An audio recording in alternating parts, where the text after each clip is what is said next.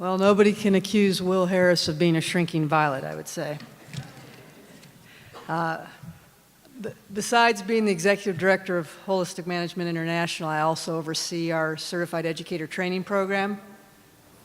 So I got to know our next speaker, Deborah Clark, when she began her training as a certified educator in 2013.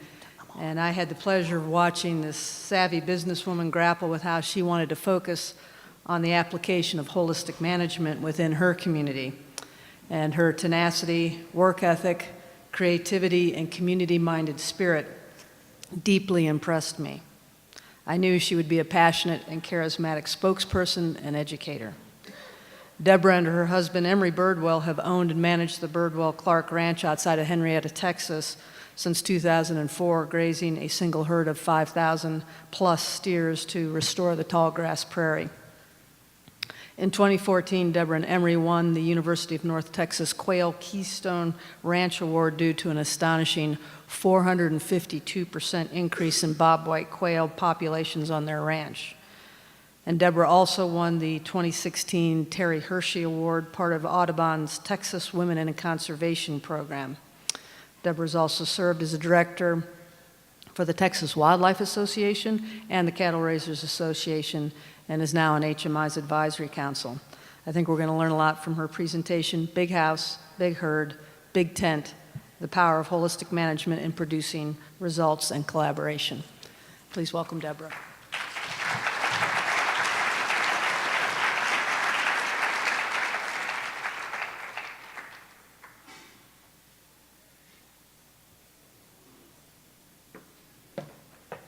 Good morning. We already have a glitch. I'm supposed to punch something here, right? Okay, here we go.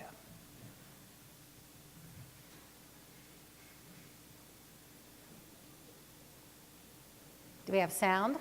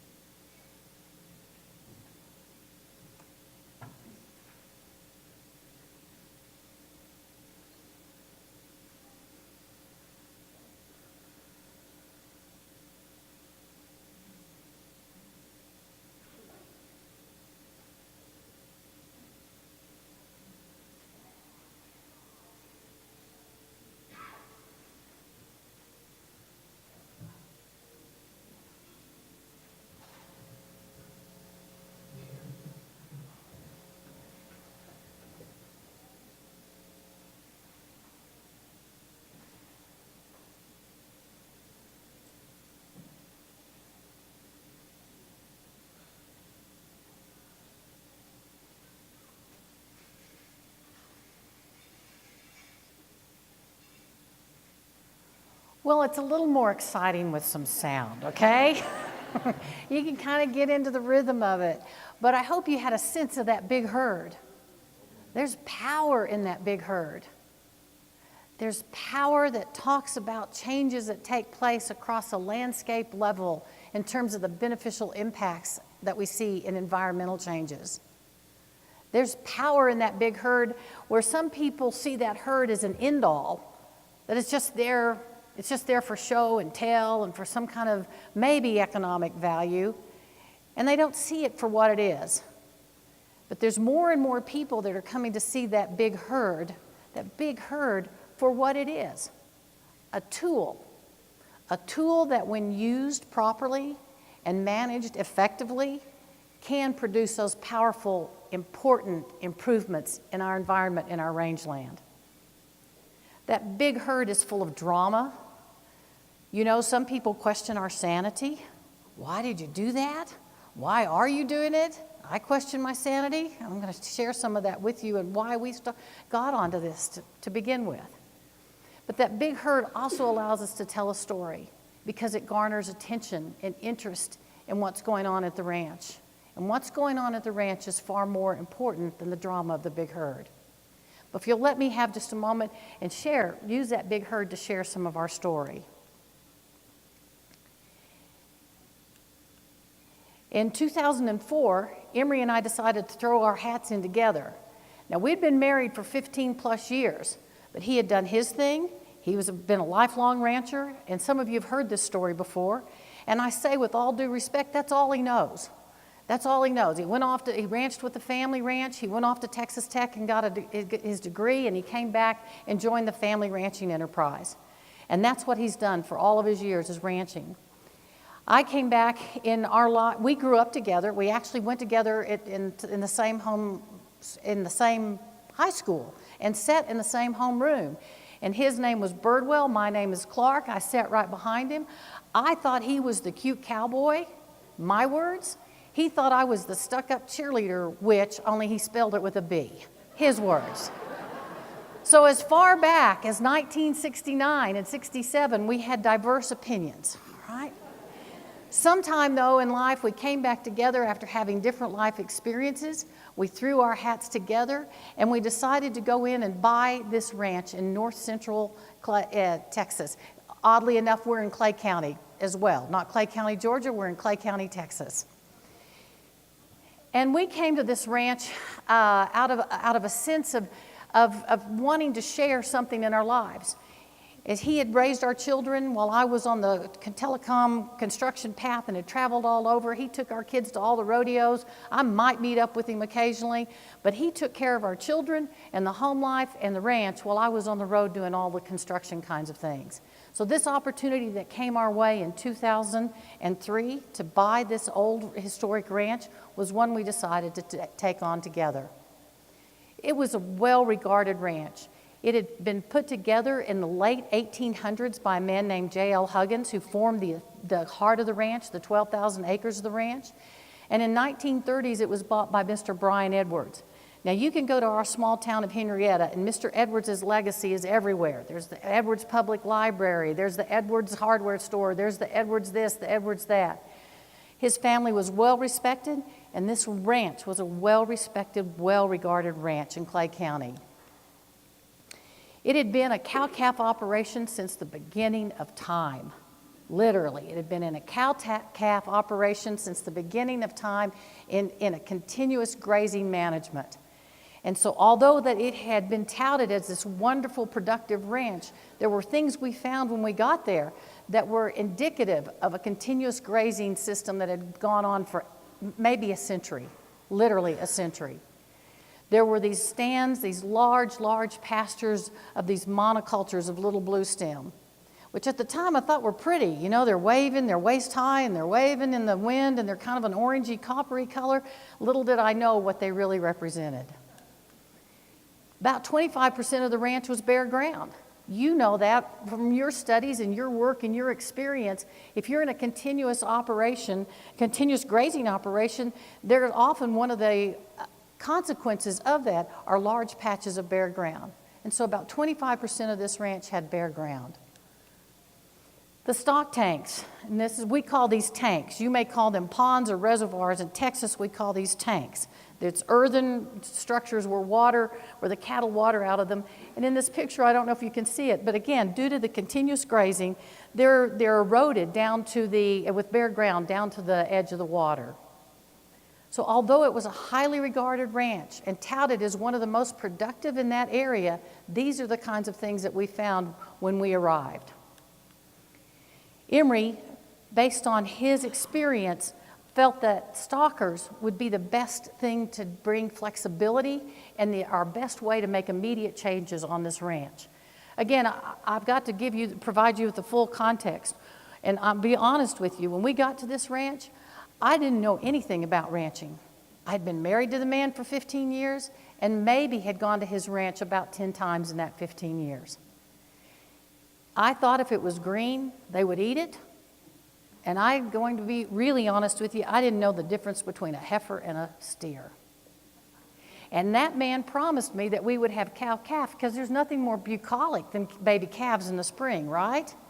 To this day, there's not been a cow-calf on that ranch unless it's gotten into us from the neighbor's house, from the neighbor's ranch. Emery is a stalker man.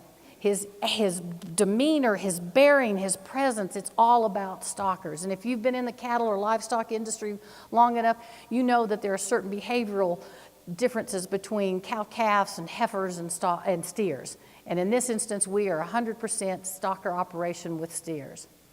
But he also knew from his experience, from having studied holistic management since the 1980s, that stockers would provide us with that greatest ability to make change rapidly at the ranch. And it would offer us the flexibility that if we got in a drought situation, which you know we're always going to get in a drought situation, that we would be able to modify the numbers of cattle that we had at the ranch. And so on January the 30th, 2004, when we closed on this ranch, the gentleman who had leased the ranch from the Bryant Edwards Trust moved the last of the cow-calf pairs off the ranch. And for approximately 48 hours, the ranch was devoid of cattle for the first time in more than 100 years, until our unruly band of stalkers arrived on Monday morning, February the 2nd. We had about 2,000 stalkers then, and for us that was a lot of stalkers. But over the course of time, we've built those numbers, those stalker numbers up from about 2,000 to the numbers I'll be talking to you about here in a minute, between 5,000 and 7,000 head. This 14,000 acre ranch had been historically run and subdivided into about 10 large pastures. When Emory got there, besides bringing those unruly stalkers on, he also started installing more than 150 miles of high tensile hot wire, dividing that ranch that had originally just had 10 large pastures on it into more than 140 to 150 paddocks. At the time that we did this, we were running 3 cells, a north cell, a south cell, and a west cell. And each cell had approximately 4,000 acres in it. And as our numbers increased from that original 2,000, we were running 3 herds of approximately, anywhere from 1,800 to 2,000 in each herd. So at the height of the 3 herd management system, we were running about 6,000 steers. Well, you know what that requires. That requires going to 3 different places on the ranch to check on 3 different herds. It requires manpower or woman power to go check the hot wires in each one of those 3 cells to make sure that they're hot and they're up. If you're going to feed, it meant that you had to have equipment. If you're going to provide like a protein cake supplement that we do, we had to go to each one of those with a tractor. If this tractor was broken down, we had to have a backup for a tractor, and then you had to have a backup for a backup to a tractor. What's one of the things we learn in holistic management? Maybe we don't need all that heavy metal, right? But this is what was happening when we were at the height of what we thought we knew what we were doing. And then the drought years of 2011 to 2015 hit us. I've never lived through a drought as a rancher or a agricultural producer before. In my old world, in construction, droughts are wonderful. You can work 365 days a year. As a rancher, there's nothing more devastating than a drought. I don't know what your experience says, but so far that's been one, that and animal sickness. But there's nothing more devastating than the drought. So we looked at what we were doing, and we realized that we were running out of grass and water. So the most limiting factor that we had was water. So Emory started putting in about 25 miles of PVC or high-density polyethylene pipe and just spread it out around the ranch.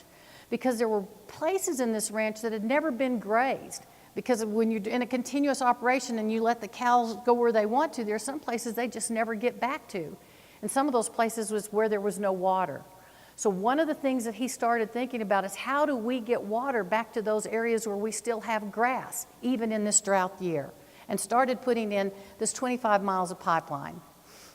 In addition, then we started trying to, you can imagine what shrinking bodies of water are in 110 degrees heat with the evaporation coming off of them, and you're trying to water a herd of animals out of that surface tank. Your quality of water just goes downhill rapidly. So the idea that he came up with was to install these rubber tire troughs all around the ranch so that we would have a place for cleaner water for the cattle. And we wired off the stock tanks. Stock tanks were over there as a backup, but the principal source of water were these rubber tired tanks. Well, it didn't take long in a drought from 2011 to 2015 to realize that we couldn't build those rubber tire tanks fast enough. We couldn't get them in the ground quick enough to be effective and get the water to the cattle where they needed it. And the other thing is we didn't have any money. We're in the drought years. We didn't have enough money to buy and put all of these tanks in. And so what I call it is the Emery-Birdwell. When you talk about epiphany moments, whoever asked that, I call it the Emery-Birdwell Michelob Ultra Epiphany moments. And this is one of them, and you can see in the background under his feet, if you can see that it's a reel of high-density polyethylene pipe, the pipe that we were putting out for the water systems. And he came up with the idea, and he got a friend of ours, Bobby Elledge, to help him construct it. An old propane tank on the ranch that was sitting idle. He cut it in half. He plumbed it all up with floats and pipes, and now he had this mobile water trough that we could move anywhere on the ranch, that we had a pipeline, and therefore use the entire resource of the ranch. And again, that was extremely important. Running out of water, running out of grass, but there was grass in areas where there was no water. So in the drought years, that was extremely important. I think that Michelob Ultra needs to pay us to put an Ultra decal on this sucker, but they haven't yet come up to the plate on that. In addition, we realized that in this process of this drought, that what was happening is that we couldn't run 3 sets of cattle. There was no way that we could run 3 sets of cattle effectively. And Emery remembered what Savory had taught him in the 1880s. And when you're in a drought, combine your herds. So we sold off one of the herds, and we combined the other 2, and we had our first big herd of about 3,300 to 3,500 head of cattle. And it was important for us about the changes that we were seeing when we started with that big herd, that one big herd. But there were challenges along with it. We'd sort of solved the water challenge, that we were able to get water to this big herd, but then there were the issues of trying to move that herd around. In the old days, when there were 3 of us, Omar, Emery, and me, and if we were moving the herd of 2,000 or whatever, we would just go in the pasture, and we would just cut the wire that had taken us so long to put in, the 150 miles.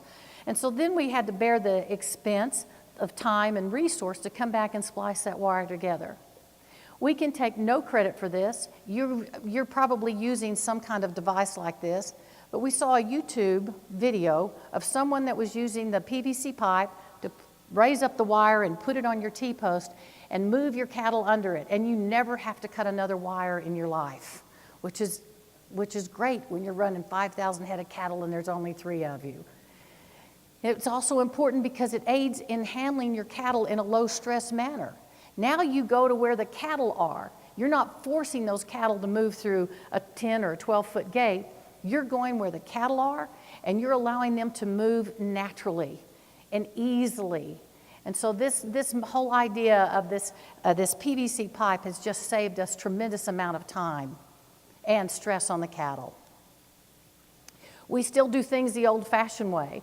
That 140 paddocks that I showed that we created with the 150 miles of hot wire, we further subdivide them with the poly wire, so that in the fast-growing system, we end up with about 340 grazing units, 340 paddocks. And I know I've seen all these folks that have the really fancy, the poly wire on their ATV with the drill that rolls it up. Well, we're still old school, and we do most of this by foot, so that there's mile after mile walked during the fast-growing season of putting out that poly wire and the step-in post and then going back and rolling it up. And so that's one of the ways that we learned how to move that big herd again, doing so with the least amount of impact and stress on their health. Feeding them was another issue. We do provide in protein cake, a supplement for them, and the amount of that varies according to the quality of the forage and the availability of the forage that's there. And so we ended up coming up with this 8,000-pound trailer that was built by T&S Feeders. And we hook it up with the others. There's a 6,500-pound one and a 3,500-pound one. And before it's over, we can feed it. We can take out about 18,000 pounds of protein cake to the cattle. And it looks like something out of Mad Max and the Road Warrior. I don't know if you can see, but the feed trailer is in the middle of this herd on the left side of your picture.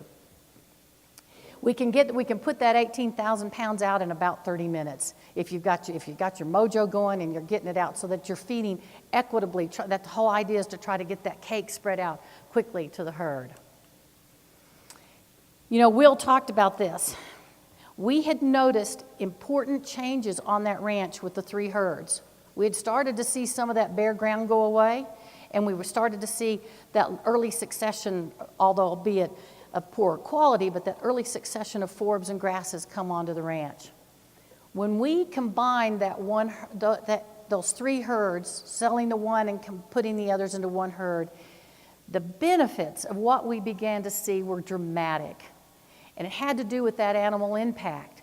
That animal impact of 5,000 head of steers or 3,500, whatever it is, and your big herd may look different. Your big herd may be chickens, as Will talked about. It may be pigs, it may be sheep, it may be goats, and it may be a very different size than what I'm talking about. But you can't forget about, you can consider how important the impacts are of running your livestock in one herd, and what results as what comes about as the positive results. All that dung and urine and saliva and that hoof action and putting all that litter back on the ground so that it serves as an armor on the soil. Animal impact was one of the things that we saw that dramatically helped what was going on at the ranch. The second one was recovery, so that at any given time, you now know that if we have one herd, the entire ranch is at rest. And recovery is so important in protecting that root system for your plants and your forage. At the shortest, and this picture was taken in a 45-day rest period just because it was in a wet year. We don't really like to have just 45 days. But you can tell at 45 days with the one herd, we're trucking it as we move around a 14,000 acre ranch. We're trucking it. We're doing 4 to 6 moves a day with that big herd, trying to stay there on top of it so that we're taking advantage of the most nutritious forage that's out there and not let it get in front of us. We prefer to have something like a 150-day rest period. Right now, due to the conditions that we had at the ranch, and it was a dry, hot spring and summer, we had to sell all of the cattle in the first week of July. So right now, the entire ranch has had at least 90 days of rest. We didn't start buying back until late September, early October. We've just started putting cattle out on rest. And so if I had my app here with my Pasture Map software on it, my Pasture Map app, I could punch it up real quick and show you that many of the pastures on the ranch have had as much as 175 days of rest this year. Animal impact and recovery, 2 of the biggest principles, practices, tools, whatever you want to call them, that will produce, I will stand here and say that for you, that will produce positive impacts in the environmental conditions on your ranch. Here's some proof. This is a picture of 2 satellite pictures. One was taken in 2014. 2014, the 4th year of the 5-year drought. Can you see all that brown or that bare area? I'm not sure what it looks like for you out there. 2016, first year after the drought was over. Yes, it had rained, but showing a dramatic improvement in the bare ground decreasing. Y'all see that? See that? Those satellite images we're taking is this picture here. It's part of what we call the long bottom pasture, and this is when we first got there, you could stand right here on this spot where this picture was taken, and it was bare ground, as bare as the tabletops that you're looking on. And it was bare even during part of the 3 herd system, but when we went to that 1 herd system, again, the power of the impact of that 1 herd system. And in the pastures that were good, in the paddocks that were good, we began to see even an increasing abundance in the diversity and the quality and the quantity of grasses and forbs. This is our pride and joy next to our grandchildren. This is our pride and joy, or Emery would say next to his bird dogs. This is eastern gamagrass, and it was largely thought to be extinct in our part of Texas. We've seen that eastern gamagrass come back, and it's along the seasonal or the riparian areas in the ranch, from north to south and from east to west. We have people come from all over that just want to see the eastern gamagrass on the ranch. Needless to say, all of the ecosystem processes started flourishing. When it rains now, we have grass that's down to the riparian edges or down to the edges of the stock tanks. And so instead of our good topsoil running off or our water being brown and dirty, we now have this flourishing, clear, folks, let me tell you, we still got lots of work to do. But I want just trying to share with you that over a relatively short period of time, the changes that you can make on your place. And of course, we're seeing it in terms of the soil health. We're late to the table on soil health, primarily because there have only been 3 of us working at the ranch, and so it left little time for us to invest a lot of effort in the monitoring. But folks that have come to the ranch that are starting to help us learn how to do the monitoring, as well, talk to us about the fact that what we see growing above the ground is testament to what we know is happening below the ground. So just show you this and just talk about the power of the big herd. Again, your herd is going to look differently. Your livestock, your enterprise is going to look differently. But when managed well, when managed with animal impact, rest periods or recovery periods built into it, your particular land, whether it's on whatever scale it is on, is going to show improvements that are going to work towards this whole effort that we're about in regenerative agriculture. That's the first leg of this 3-legged stool, right? That this whole regenerative, holistic management push rests on, the environmental leg. Then there's the economic leg. And I say this economic leg is one we sometimes like to kick down, a can that we like to kick down the road. It's one that we pay disservice to one another when we don't talk about the realities of what our operations are doing. And I can tell you that the little bit of time that I've been in the ranching community, that the grand number, and I would say it to you, I say it to cattle raisers, I say it wherever I'm at, we lie to ourselves about what we're making on our places. Anybody had that experience? That we don't sometimes tell the truth, that we're paying for a lifestyle, not paying for a way of life, if that makes a difference, subtle difference there. And so what this represents to me, this is in shipping week at the ranch. We ship typically all of the cattle at one time, meaning we sell our cattle and we ship them all in 1 week, most of the time in July. And we will have 14 to 18 cattle trucks lined up every day because we ship about 1,000 head of cattle every day. And so this represents to me that second stool of the 3-legged stool, that economic opportunity. But I think that sometimes we fail to talk about this in a really transparent sense because I'm embarrassed to tell you about the times that we've lost money. I was proud of Will for standing up here and talking about there are times when we don't make money in this business. And there are times that we do, and then there's times when we lose our rear ends in this business because there are some things we can't control. We can't control markets and we can't control weather. But with good, sound, holistic management, planning, financial planning, we're able to mitigate those years when it's really rough. But for me, this string of cattle trucks represents the economic opportunity that holistic management provides us.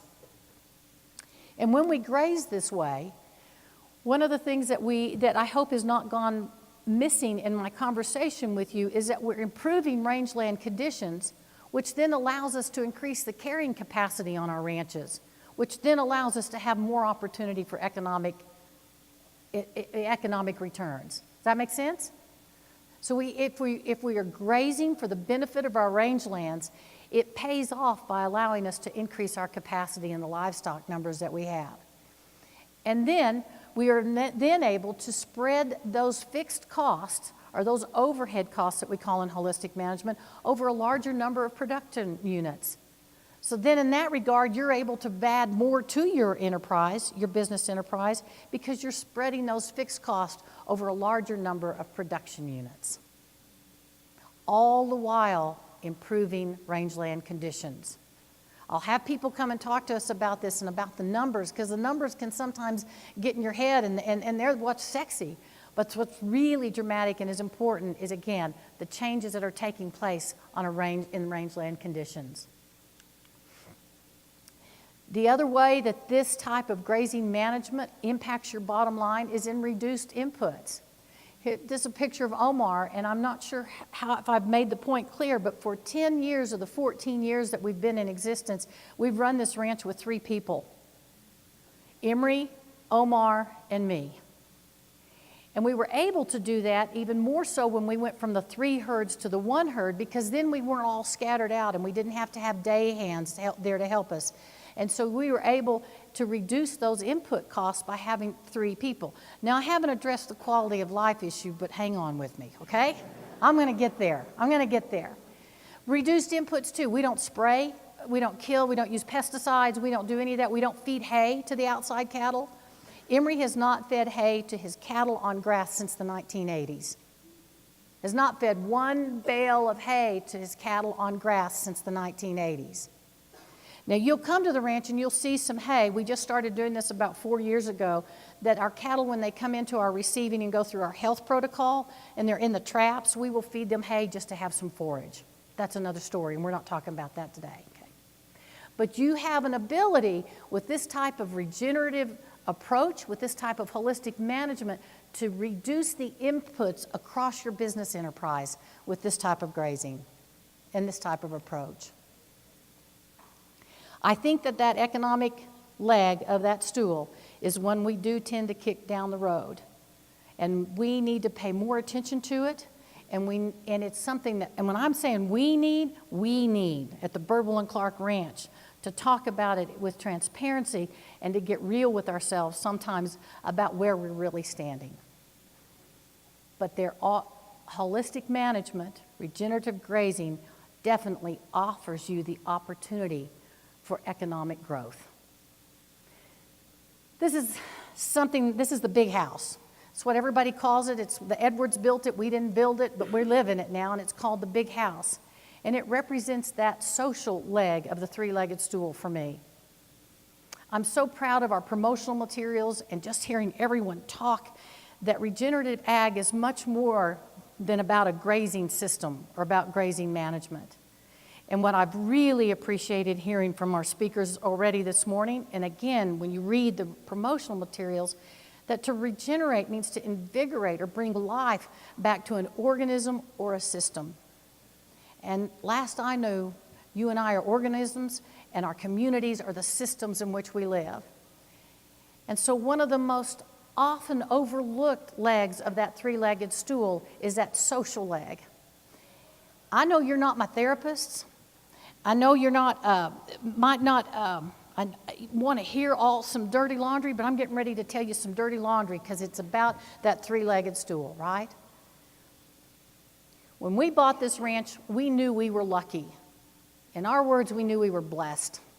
We knew we were blessed to have this opportunity to finally join forces to to come together in an endeavor. But when we got to this ranch, I've already shared with you, I had not a clue what we were doing. Emery Birdwell knew this was an opportunity of a lifetime for him. That's what he calls it. It was an opportunity of a lifetime to take all that he had learned, all that he had been experiencing, and putting to practice on leased land and be able to come together and put it together here in this ranch. He said in a recent film recently, and I didn't even hear him say it, didn't know that he felt this way, but he said it took him about 2 to 3 years to realize that he, along with Capital Farm Credit, that we owned this ranch together and he didn't have to worry about what the lessor thought about what he was doing to the land. We knew it was a blessing. He was fully engaged with every aspect of the ranch. He made every decision. He did all the marketing. He did where the fences were going, how the water systems, how to feed the cattle, when to buy the cattle, when to sell the cattle. Sure, I could go out and feed them in a tractor. I could go move them. I can write a check and I could pay the bills, but I had no real engagement in that ranch. It all fell on Emery Birdwell's shoulders. And when he did take some time off, what he wanted to do was go take time off with his bird dogs. He doesn't even like to hunt, but he wanted to go take time with the bird dogs. I tried to learn what we were doing. I even went to an early HMI workshop and spent a week here in Albuquerque in about 2005 trying to figure out what this was all about. And don't tell Aunt Adams, but it didn't take. It just didn't take. And I'm an old hippie. You'd think this thing would have taken, right? We're talking about holistic, touchy-feely kind of stuff. Surely to goodness I could figure out what we were doing. But no. I went to every workshop you can imagine, every wildlife workshop, every cattle raisers workshop. I went to Ranching for Profit. You name it, I've done it. And because I still couldn't find how to get engaged properly in the ranch, I'm there to support it. I'm there in physically some of the times. But then I started getting involved in so many outside activities that I was rarely at the ranch. If I was at the ranch, I was working on things that took my mind away from what was so important out there. And I was working on fundraising or membership efforts. And if there's a board out there, I was on it. I was on it. Hospital, hospice, chamber, church, Texas Wildlife, Texas Conservation Society, Historical Society. I can't even remember them. If there was a board to be on, I was on it. And you know why? Because I felt like I could do something and accomplish something there because I knew how to take care of problems and work through them and help those boards do what they needed to do for those organizations. At the ranch, I had no clue what we were doing. And I hate to tell you this, it makes me sad that it took 10 years for me to figure out what we were doing. And it was because of that dadgum big herd. That big herd garnered so much interest at the ranch that we started having people come from all over to the ranch and want to know what we were doing and ask us to go talk about it. Emery Birdwell is a man of few words. He don't want to leave the ranch. Guess who's here talking today?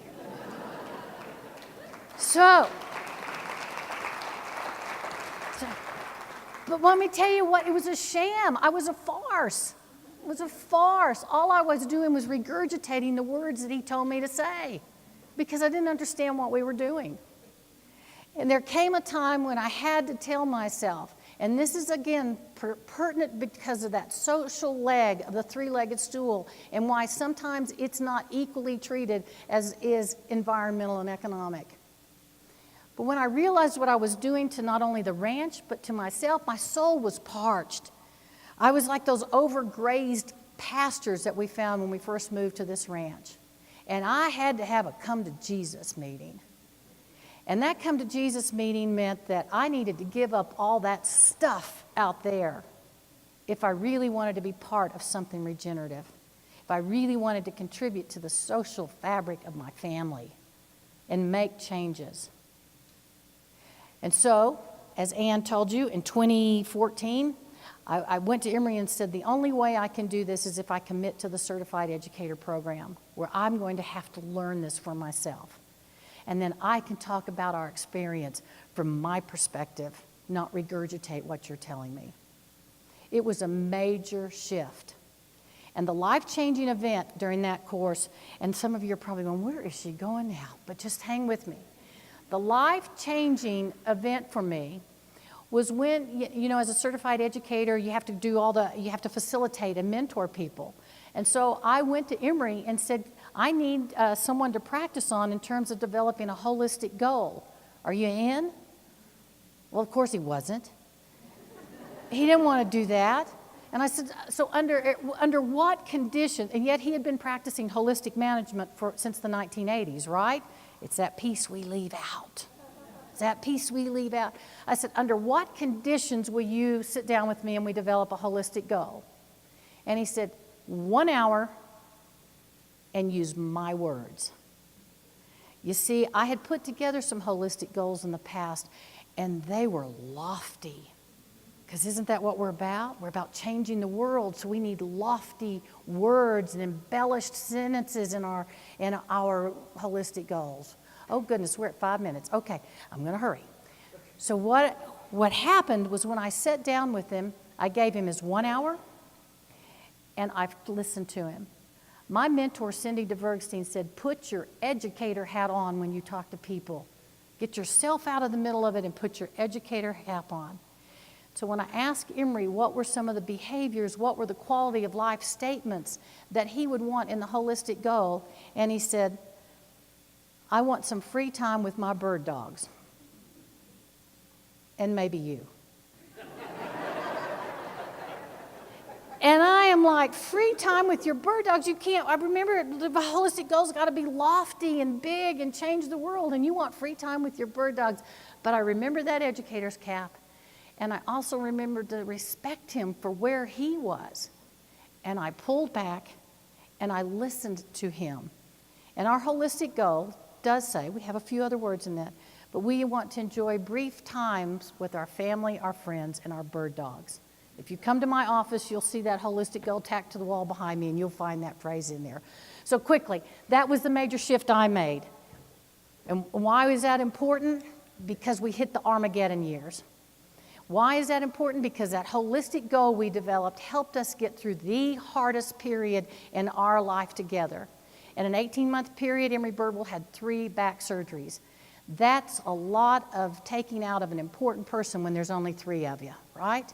3 back surgeries in 18 months. Omar, who'd been with us for 10 years, who was part of the family, fell in love with a woman on Facebook and went back to Mexico and thought he could just bring her back across, and he couldn't, and we haven't seen him yet. We haven't seen Omar yet. So for 2 years, we held a spot open for him because he was so important to us. And so now it's Emery. Well, and then I want to tell you, what else happened in that 2015 to 2016 year. Anybody in the industry in 2015? You couldn't sell a steer in 2016 for what you bought it for in 2015. You multiply that times 5,000 and you put the zeros on the end of what we lost that year. It was also a horrendous time in terms of weather and what happened, and we were losing cattle. Sickness went throughout our herd, and Emery finally said, don't go up there, don't look, because we weren't dragging away 1 or 2 deads. They were dragging away deads with a chain and bundling them up. The Armageddon years had hit us, and it ended up being this for us.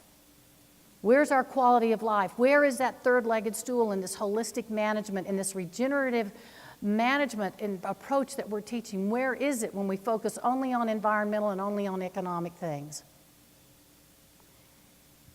That holistic goal held our marriage together and our faith, my faith as well. But that holistic goal was there to hold our marriage together. And it's a good thing it did, because this spring, this is exactly where we found ourselves again. 67 and 66, man and a woman, and 5,000 head of steers. And no help. So help came in and went, and I won't tell you about that. Emery's a harsh taskmaster, and it was a difficult time to find anybody that wanted to come and work with us. I had a conversation with him, and I said, not only is this not sustainable, it's not regenerative. And we can't go on like this. And I'm just telling you, I love you, and I understand now what we're doing out here, but I won't do it like this again. I'm not going to practice what we're doing and tell people how wonderful it is when our quality of life is a failure. And so there was a few other meetings in here and one big blow up, and I headed to Austin to be with the grandkids. And when I can tell you, I came back and he was a changed man, because he knew that it was his turn to make the shifts. And in order for him to keep doing something that was core to his being, that was core to his soul, that there had to be some changes at the ranch. And out of those changes came this wonderful sense of freedom and mutual respect for one another that we hadn't really acknowledged in the past. And it was his idea to hire to pitch an offer to the Graham family. And so this last spring, this is a family we know well. Scott had done some day work for us. He had built the barn and the arena and fencing for us, but we never thought to ask him to give up his company and his ranch to come work for us. And when we did, and we had the conversation with him about how we were knocking it out of the park environmentally, and how we were setting ourselves up for a good economic opportunity year after year, but how we had failed in that quality of life, that third leg of that 3-legged stool. Next day he calls me when he tells me that he's going to take the job, and he said, you had Lisa at that quality of life stuff. So I just share this with you to let you know how important it is that we pay as much attention to that social leg as we do to that environmental and that economic leg. And I will tell you that this family has added diversity, just as we can make all the analogies with rangeland health. They've added diversity to our ranch. They've integrated our grandchildren in a way that even we weren't able to do so. Emery and I got out of bed the morning after they agreed to come work with us with joy and hope and optimism. And the only way that that was possible was that we took that three-legged stool and we made that social leg as important as the others, and we held it all together with that holistic goal, even the part about the bird dogs. Okay. So if you haven't done this in your relationship, at your ranching enterprise or your farming enterprise or your whatever work you have that you're supporting here, I am encouraging you to go home and do this as soon as possible. It is the glue that will hold you together through those tough Armageddon years. That's our holistic goal. I can share that with you later. I have one more point to make, and I'm already over time. It is critical for us in this group that we continue to preach the message about regenerative ag and holistic management, about the power of regenerative ag and about the power of holistic management. About the time that we think everybody's heard about it and know about it, there comes a time when you start to look at your own social relationships and your own communities and realize how little people know about it. One quick example. Last year, the World Beef Congress met in June or July in the Metroplex area. They brought a tour bus of people out to the ranch. These are people that are in charge of manipulating and managing global exports and imports across the world. I started talking to them about regenerative ag, about sustainability, about holistic management. These were people from China and Japan and Argentina and New Zealand and Germany and Scotland and Ireland, and you would have thought that we were indeed speaking a different language. So when you think that you have preached this to the masses, I'm asking you to keep that big tent going and that you continue along with all of us and support us in continuing to preach the message. Tents are a happy place in the Birdwell and Clark family. We have a place called Clark Gardens. It's another endeavor. You can look at it, clarkgardens.com. And all of our children, our three children and my sister's three children have all gotten married at the Clark Gardens and had their receptions under these tents. Under these tents are people that are Republicans, Democrats, Independents, liberals, conservatives, people of many different faiths, agnostic, doctors, ranchers. You get the picture? It's a big tent full of people that are diverse. And that's one of the things that we need to remember as we preach that message, that we are going to make that tent a happy place with the flaps up to invite as many people as possible into the tent. Because when we do that, when we keep those walls up, we are inviting people from out there to come in no matter where they are along the path. And many of you are so far ahead of Emery and me that I still have so much to learn from you that we want to get to stay under the tent too, okay? So as you go out today and you think about, if you've preached that message, that you will continue to say it loud and long, and you will allow other people that are different places along this path to come and be part of this regenerative, holistic management effort that produces results and collaboration. Thank you.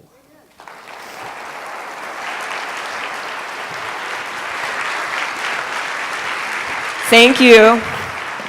Sorry. Thank you all for being patient and giving Deborah a few extra minutes. If you've got questions for her, you can ask her outside. I'm going to ask everybody to hang out for 2 minutes while I make some really, really important announcements. The first one is about lunch today. So I really wanted to have lunch outside, and it's not going to happen because we've got rain, and that's really a great thing. So we are going to have lunch in this room. At the end of the next session of speakers, I need everybody to listen to these announcements and then get out of here as fast as possible. When you come back in, there will be a place for you to grab a napkin and silverware as you come in. You'll grab one of those and you'll find a seat, and the hotel staff will come around and serve you food. If you are a vegetarian or a vegan, you should have a little pink table tent. Please put that on the table in front of you.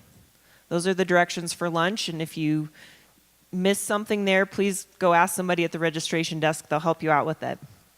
Please visit our bookstore. It's in Salon C. There are lots of great titles there. We have some great authors here with us. Please visit the exhibitors out in the hall. Please sign up for your roundtables. There are roundtable sign-up sheets over by the registration desk. Those will happen tomorrow afternoon and Friday morning.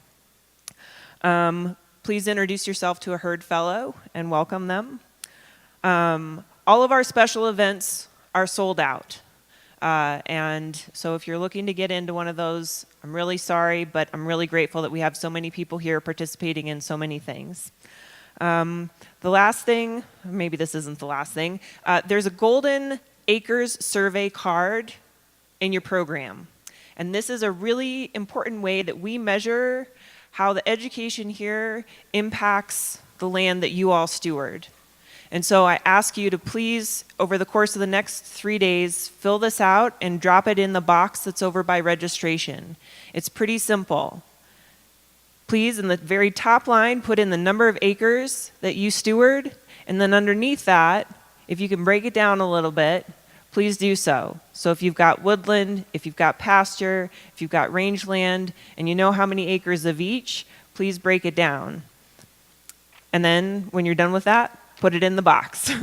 We'll send out the numbers to everybody who came at the end of the conference to let you know just how many acres we collectively are impacting, because I think that that's important for you all to know as well. If you're somebody who uses social media, please take a picture with somebody here that you love and post it online. And if you don't mind, please use the hashtag Regenerate2018. It's on your name tag if you need a reminder. We also have a couple of fun things out in the hall. We have a photo booth that is over by our registration desk. If you need a place to take that picture to post online, that's a great place to do it. We also have invited a local massage therapist here. He has a chair set up in the hall, so if anybody is feeling a little tense, you can go see him. His name is Ethan.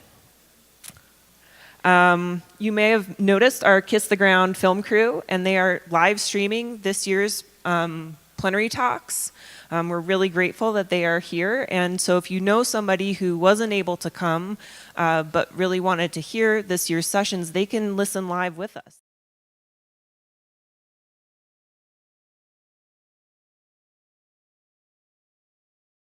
On our Facebook page, so if you want to share that with somebody, that's the best way to do it. Please tell them to tune in at the top of the next session, which is at 10 o'clock. So I should probably let us all get out of here. Thank you so much for being patient with the announcements. Enjoy your break.